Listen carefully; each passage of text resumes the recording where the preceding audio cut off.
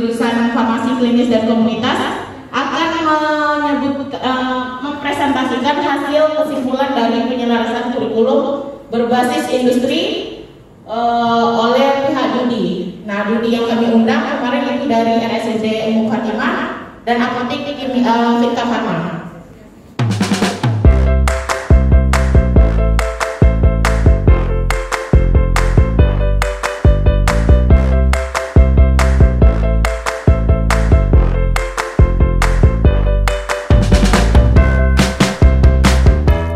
SMK Negeri 8 Batam bersama sejumlah dunia usaha dan industri atau DUDI menggelar kawin massal berupa kegiatan link and match dalam penyelarasan kurikulum berbasis industri pada hari Kamis, tanggal 21 Oktober di Hotel Os Tanjung Uncang, Batam. Kerjasama link and match ini untuk saling memberikan keuntungan antara industri dan dunia kerja atau IDUKA dengan pendidikan vokasi diterapkan di SMK Negeri 8 Batam untuk meningkatkan kualitas SDM lulusan yang kompeten, unggul, dan sesuai dengan kebutuhan industri berskala nasional maupun global. Kerjasama link and match dilaksanakan SMK Negeri 8 Batam ini bersama perwakilan IDUKA dari Rumah Sakit Budi Kemuliaan, Rumah Sakit Embung Fatimah, Rumah Sakit Aini, dan Politeknik Negeri Batam selama 2 sesi. Untuk sesi pertama, mensinkronisasikan kurikulum yang relevan dengan IDUKA, dan sesi kedua, perumusan kurikulum, serta mengakselerasikan peningkatan kompetensi SDM guru magang dan mendatangkan guru tamu dari dunia usaha dan industri. Dalam kegiatan link and match ini juga melibatkan perwakilan guru produktif dari masing-masing jurusan diterapkan di SMK Negeri 8 Batam dan dibuka langsung pengawas SMK Dinas Pendidikan Provinsi Kepri Dr. Ranes Noprijal MSI. Usai pertemuan, dari perwakilan Rumah Sakit Embung Fatimah, Heldi Chandra kepada tim pendidikan gokepri.com mengatakan, selain mensinkronisasikan kurikulum, juga pihak Rumah Sakit Embung Fatimah menyediakan praktek siswa dari SMK Negeri 8 Batam ini. Diakuinya bahwa skill dimiliki para siswa dari SMK ini untuk memasuki dunia kerja dinilai cukup potensial dan sangat dibutuhkan oleh dunia kesehatan.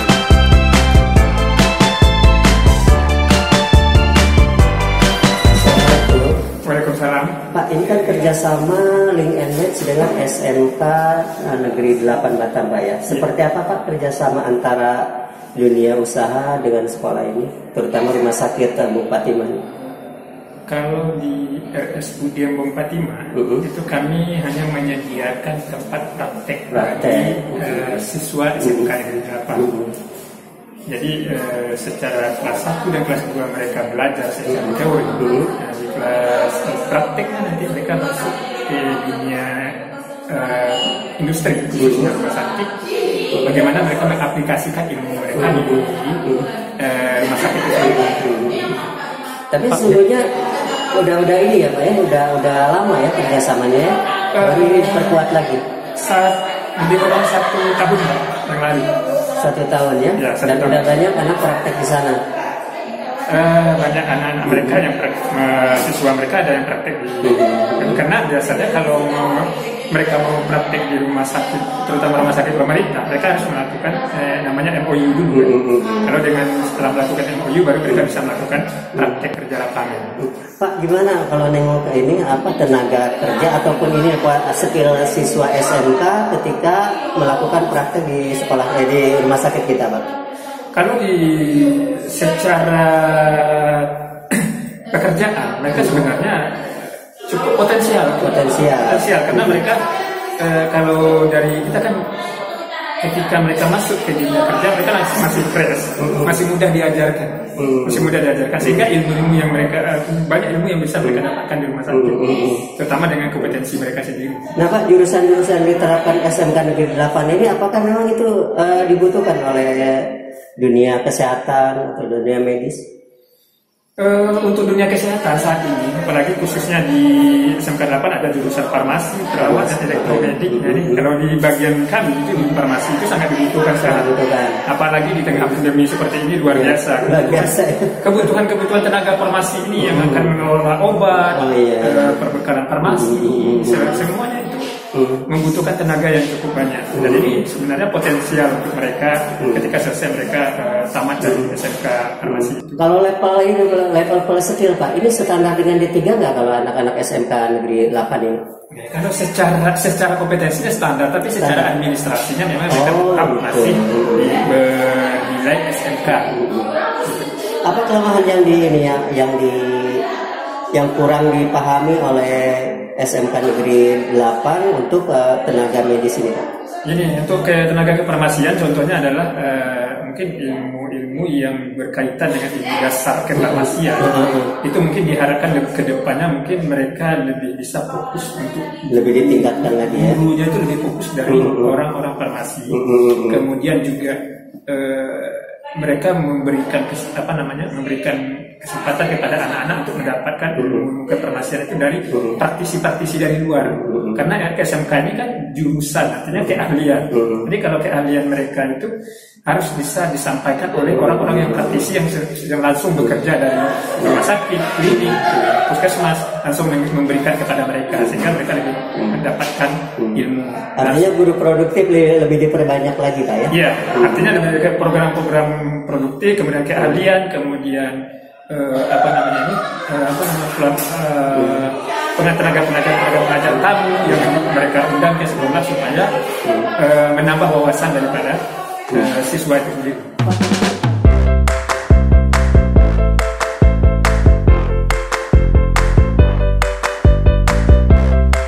Perkataan yang sama juga dilontarkan Dudi dari perwakilan Rumah Sakit Budi Kemuliaan Arif Wahyudianto bahwa siswa jurusan kesehatan dari SMK Negeri 8 Batam selama praktek di rumah sakitnya cukup bagus. Begitu pula, skill dimiliki cukup mumpuni untuk selevel SMK, hanya saja tinggal penguatan untuk dasar-dasar kebutuhan Dudi saja.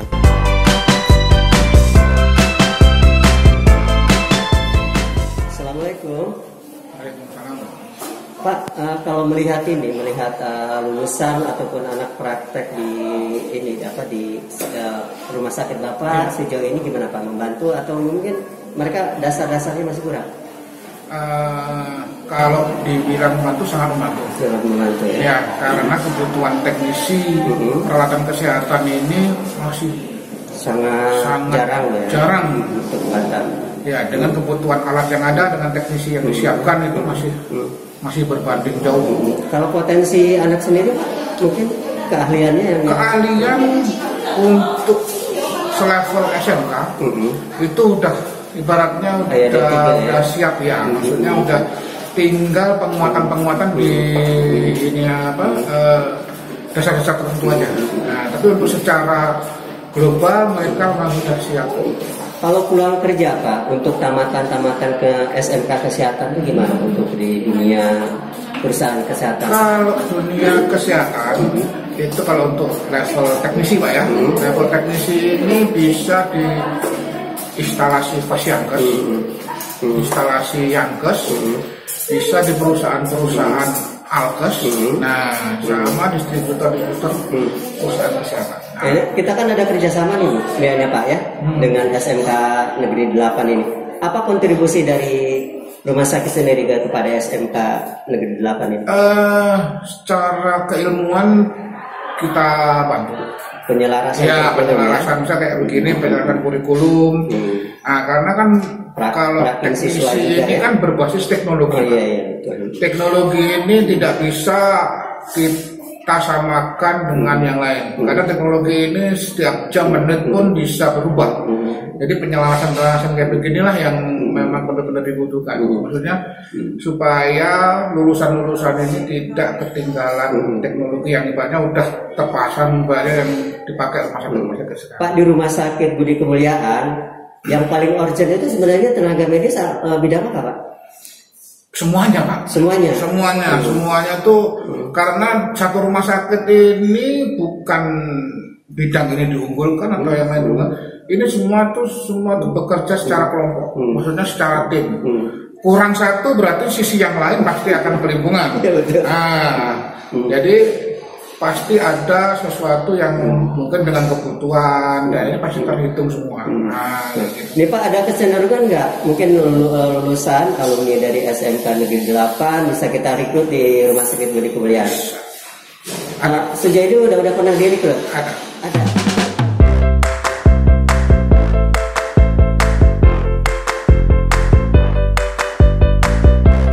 Sementara perwakilan dari Politeknik Negeri Batam, Komarudin, mengatakan bahwa ilmu dan skill yang didapat oleh siswa-siswi dari SMK Negeri 8 Batam setara diajarkan pada tahun pertama dan tahun kedua di perguruan tinggi.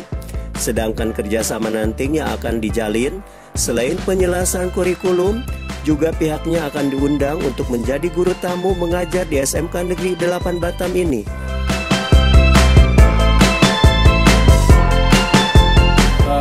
Pelajari di SMK, otomatis kita nggak perlu dipelajari atau istilah kita ada RPL. Jadi standar pendidikannya sama dengan D3 ya Pak? Untuk level yang 1 tahun terakhir Pak. Jadi ya kalau yang tahun pertama, tahun kedua itu mungkin tidak ada masalah kan. Nah memang nanti ada dasar-dasar yang sama yang bisa diselaraskan sehingga bisa diakui sebagai D1 gitu.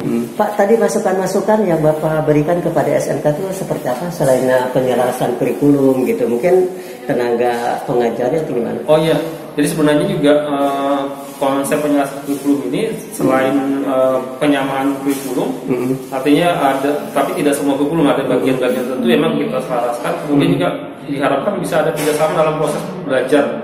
Jadi bisa aja dari Politeknik misalnya diundang di hari-hari tertentu menjadi guru tamu, guru tamu di sana menyampaikan tentunya dari efek dari keselarasan kurikulum itu diharapkan memang setelah mereka selesai dari SMK 4 tahun itu ada beberapa mata kuliah yang bisa ada beberapa mata pelajaran yang bisa kita akui sebagai atau kita rekognisi atau yang bisa kita rekognisi sehingga itu bisa diakui di capaian sama dengan capaian di Politeknik. Kalau di Politeknik sendiri ada jurusannya Pak ya? Ada Pak, jadi kita ada namanya jurusan Teknik Instrumentasi. Oh, jadi selaras dengan yang pelajaran selaras. Nah, setelah saya pelajari dari kurikulum mereka itu juga banyak hal yang serupa. Jadi karena memang kita dasarnya sama instrumentasi. Jadi itu sangat memungkinkan untuk untuk direkognisi atau bisa di-RPL-kan misalnya. Nah, setelah kuliah Pak itu langsung ke semester 2 atau dari awal lagi dia ngulang? Nah, kalau konsep rekognisi itu tidak dari awal Pak. Jadi misalnya saya contohkan di kurikulum D3 kita itu misalnya punya SKS 110. Iya. Nah, kemudian setelah kita rekognisi atau setelah kita RPL-kan, ternyatanya di situ bisa diakui 10 SKS maka dia tidak perlu mengambil yang 10 SKS itu, cukup mulai dari 100 saja gitu. Jadi 100 yang belum diambil, sisanya udah dimiliki oleh mereka. Nah itu bisa itu. Kepala Sekolah SMK Negeri 8 Batam, Dr. Anas Ripio MPD, berharap dengan adanya MOU atau kerjasama berupa link and match dengan Dudi bisa berbagi ilmu dengan guru dan siswa di SMK Negeri 8 Batam. Begitu pula dengan dilakukan penyelarasan kurikulum juga bisa sesuai dengan tuntutan dunia usaha dan industri.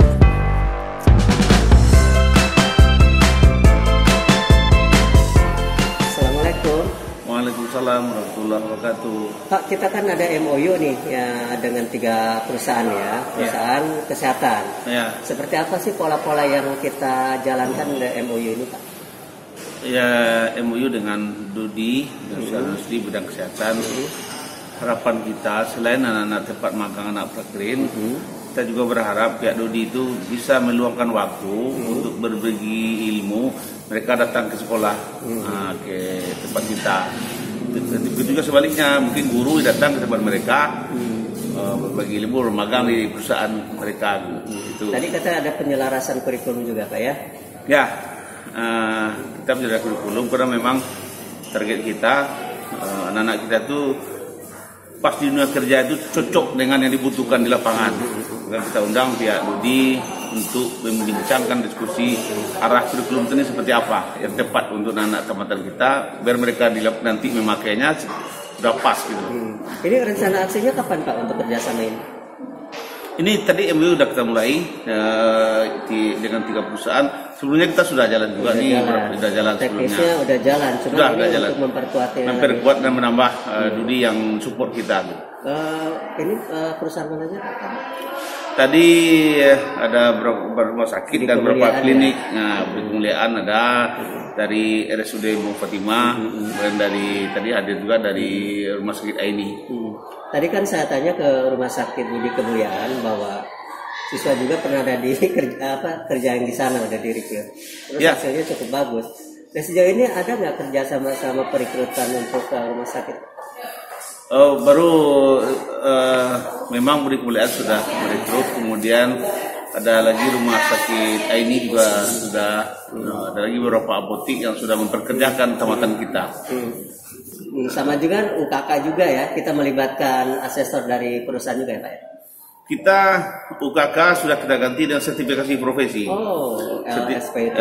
Kita pakai sertifikasi profesi LSP P3. Jadi nggak ada lagi UKK? Ya, sebagai penggantinya itu. Penggantinya ya sertifikasi profesi LSP P3 standar industri.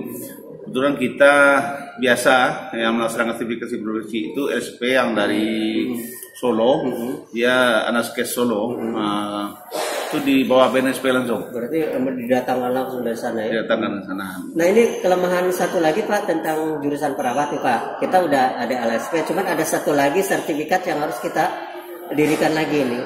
Apa rencananya Pak? Sertifikat apa? Sertifikasi perawat gitu ya? Kan ada istilahnya di kesehatan namanya STR. Iya. Nah, STR itu surat tanda registrasi. Itu biasanya yang mendapatkan tamatan D3. Cuma kita lagi mengupayakan supaya anak kita diberikan STR. Alhamdulillah tahun ini anak kita sudah diberikan STR dikeluarkan oleh perusahaan BNSP juga. Jadi pihak perusahaan pun nggak ragu lagi menggunakan perawat-perawat kita Pak ya? Iya, karena mereka sudah pertama jelas sudah punya sertifikasi yang mestinya ya harus diakui. Sertifikasi itu kan di bawah BNSP yang dikeluarkan oleh pusat, dan sertifikasi itu tidak bisa dipungkiri. Karena yang punya sertifikasi profesi mestinya sudah memang layak dipakai. Artinya memang anak-anak kita didik itu benar-benar siap untuk ke dunia kerja Pak ya? Ya, mesti siap. Karena kalau tidak kompeten berarti tidak lulus sertifikasi. Kalau memiliki sertifikasi LSP Pak, anak-anak bisa nggak kerja di luar negeri atau di mana gitu? Informasi yang saya dapat, LSP P3 standar itu setidak-tidaknya diakui di ASEAN. Di ASEAN. Berarti udah bisa bersaing dengan tenaga asing juga ya? Oh ya.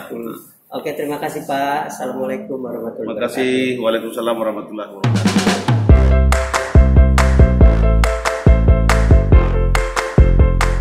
Assalamualaikum. Waalaikumsalam warahmatullahi wabarakatuh. Bu, kita kerjasama dengan berapa perusahaan ini yang sekarang lagi kita jalin? Ya sekarang baru 3 perusahaan. Ya untuk hari ini. Apa aja tuh Bu? Yaitu klinik Aulia, klinik Biocare, sama klinik Nayaka. Seperti apa nanti Bu yang dipola kerjasama ini? Kerjasamanya ini itu pertama penyelesaian kurikulum, yaitu menganalisis kurikulum sekolah dengan kurikulum di Dudi. Jadi nanti melibatkan melibatkan mereka. Iya. Ada dibicarakan mengenai rencana kelas industri gitu yang kita pola teaching victory. Oh iya ada. Seperti apa polanya Bu? Polanya nanti kita membuat kelas industri, nanti mungkin ada kita bentuk dari sekolah, kita pilih anak yang betul-betul aktif, nanti akan dikelola oleh Dudi. Nanti bisa jadi Dudi akan jadi guru tamu ke sekolah kita untuk membahas kelas industri. Bu, itu udah kerjasama Link and Match ini udah berapa perusahaan sih sejauh ini? Ini udah 16. Ke-16. Ya. Itu semuanya emang ini ya perusahaan kesehatan ya? Iya. Rata-rata. Rata perusahaan itu 16 itu udah terdiri dari perusahaan rumah sakit, klinik sama ini kampus. Bu, kita kan sudah meluluskan siswa nih, 2 angkatan nih. Iya. Gimana ininya persentase ini terserap tenaga kerja di ini perusahaan?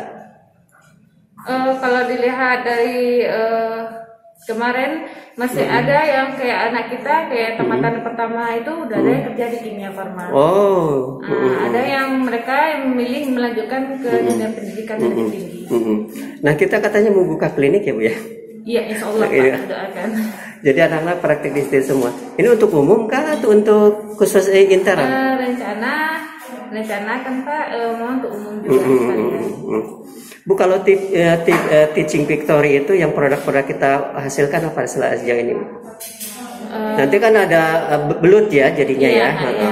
Apa tuh yang kita hasilkan? Kita pelayanan jasa. Pelayanan jasa apa seperti apa tuh? Seperti pelayanan jasa, seperti kayak kita memberikan pelayanan medis ke pasien, ya, tentunya pasti didampingi oleh dokter ya Pak. Terus kita mungkin ada dari tim kayak keperawatan, mereka membuat bantal Mika-Miki. Itu bantal Mika-Miki itu yang mereka bisa disalurkan ke rumah sakit untuk membantu pasien yang kayak berbaring terlalu lama di kubikus, ya.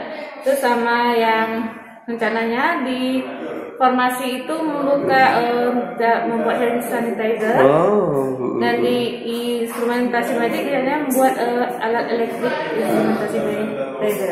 Oke, terima kasih Bu infonya. Assalamualaikum. Sama, waalaikumsalam warahmatullahi wabarakatuh.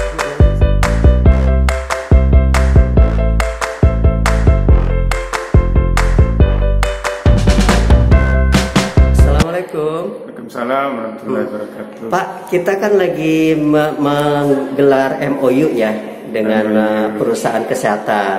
Iya. Nih, Pak nengok-nengok dari ini mendukung nggak sih untuk kedepannya perusahaan-perusahaan ini untuk perakin anak ataupun ini? Oh, mendukung sekali Pak, karena kita harus mau tak mau lulusan kita itu SMK itu kan harus yang paling utama dia kan harus bekerja Pak. Ya. Ada juga sebagian sih yang melanjutkan. Yang paling utama bekerja. Jadi makanya perlu sekali MOU ini dengan industri. Kita udah berapa perusahaan sih Pak? Oh, perusahaannya. Ya, sejauh ini untuk instrumentasi medik ada dengan Politeknik Batam. Oh iya. Ya, untuk kurikulumnya. Kemudian untuk industrinya dengan RSBK sama RSUD. Pak, kalau melihat potensi anak-anak dari jurusan ini oleh tenaga kerja gimana Pak? Dunia usaha Pak? Oh, ini sangat dibutuhkan sekali ya. Dan jarang Pak ya? Jarang-jarang karena instrumentasi medik ini jurusan yang boleh dikatakan jurusan baru ya Pak. Baru. Bahkan di seluruh Indonesia ini hanya satu jurusan ini di SMK Negeri Batam. Cuma SMK Negeri Batam aja. Yang lain tidak ada. Bahkan di jurusan di SMK swasta saya lihat-lihat itu di internet belum ada juga, cuma kita doang. Terus ini sambutan masyarakat dengan jurusan ini gimana Pak? Sementara ini ya sudah mulai berkembang ya, walaupun masih banyak masyarakat belum tahu ya. Masih belum tahu ya. Karena baru ya Pak ya. Kemudian belum ada lulusannya. Mudah-mudahan dengan ada lulusannya untuk tahun depan itu sudah ada satu lulusan. Kita belum meluluskan berarti siswa kita berapa semuanya Pak? Kita ada 5 kelas untuk instrumentasi medik sampai sekarang. Berarti dan satu kelas ini sekarang sudah lagi prakerin di RSBK dan di RSUD. Nanti larinya kemana nih Pak? Kalau misalkan dia masuk dunia kerja, ditempatkan di mana kalau jurusan ini? Ya, terutama ini sekali di untuk rumah sakit lah. Dia sebagai asisten teknisi. Nah, karena dia 4 tahun nih Pak. Ini beda dengan jurusan yang lain. Ini instrumentasi medik ini 4 tahun. Jadi prakerinnya itu Pak paling minimal itu 7 bulan ya prakerinnya. Ya. Jadi lebih lama ya Pak ya? Lebih lama prakerinnya. Tapi kan kebanyakan di industri ya Pak ya? istilahnya lamanya itu banyaknya di rumah sakit. Iya, kita kelas 4 itu namanya kelas 13 itu sudah keluar dia Pak, dia udah kayak prakerin. Kemudian nanti 10 bulan di prakerin, baru dia kembali ke sekolah untuk ujian kompetensi keahlian UKK namanya. Pak, sejauh ini kita pernah nggak mendatangkan guru tamu gitu untuk mengajar di sekolah kita? Selama ini belum Pak, belum. Itu makanya hari ini kita jajakin ya kemungkinan. Salah satunya penjajakan yang guru tamu Pak ya. Kalau kelas industri belum dibuka kita? Kelas industri belum juga Pak. Itu lagi kita jajakin. Kedepannya mungkin pengembangan Pak ya. Ya pengembangan. Pak, apa sih kekurangan ataupun kendala yang dihadapi ketika kita menerapkan jurusan yang asing ini atau jurusan langka ini Pak? Iya, kekurangannya itu kita masih kurang dengan sumber-sumber belajar Pak. Ya itu guru produktif ya? Ya, guru-guru produktifnya masih kurang. Kemudian buku-buku sendiri Pak masih. Buku sendiri kurang. Terutama buku-buku yang sudah menjurus ke instrumentasi medik itu memang kita kekurangan karena belum ada referensi dari SMK lain ya di Indonesia, sehingga kita kadang-kadang mengambil referensi dari perguruan tinggi Pak. Sekurang-kurangnya. Emang ini kalau pelajarannya ada dapat standar dengan D1 atau D2 nggak Pak? Iya, standar. Ya. Kalau lihat pelajarannya itu lebih tinggi daripada SMK biasa. Berarti kalau masuk perguruan tinggi dia udah semester berapa? Semester 1 gitu. Semester 3 lah. Semester 3 ya. Jadi kita menjajakin kemungkinan itu ya. Terutama sekarang ini dengan Politeknik Negeri Batam Pak. Kita lagi menjajakin, kita bikin MOU nanti, jadi anak kita itu bisa nanti bisa langsung ke semester 3 Pak, bagi yang mau melanjutkan gitu.